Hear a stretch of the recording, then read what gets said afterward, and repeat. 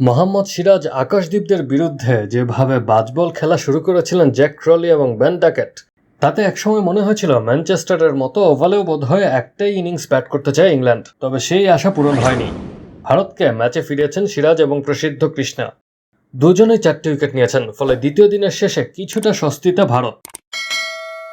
দ্বিতীয় দিনেই দ্বিতীয় ইনিংসে ব্যাট করতে নামে ভারত। দিনের শেষে তাদের স্কোর 2 উইকেটে 75 রান, এগিয়ে আছে 52 রানে।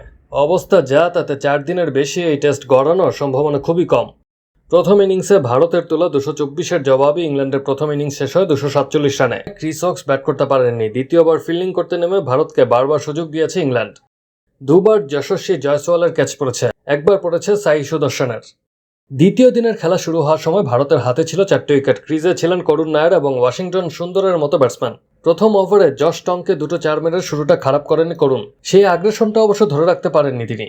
দিনের তৃতীয় ওভারেই টংয়ের একটি সোজা আসা বলের লাইন বুঝতে না পেরে এলবিডব্লিউ হন। ভারতের ভরসা বলতে শুধু ছিলেন ওয়াশিংটন, তিনিও ধৈর্য দেখাতে পারেননি। ফলে ভারতের প্রথম ইনিংস শেষ হয় মাত্র 20 রান যোগ করে।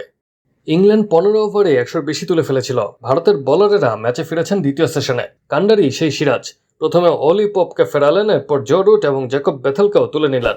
3 জনে এলবিডব্লিউ। রুট যাওয়ার পর ইংল্যান্ডের আর কোনো ব্যাটসম্যানই সেভাবে দাঁড়াতে পারেননি। হ্যারি ব্রুক শেষ উইকেট পর্যন্ত ক্রিজে থেকে অর্ধশত রান না করলে ইংল্যান্ডের পক্ষে লিড নেওয়া সম্ভব হতো না।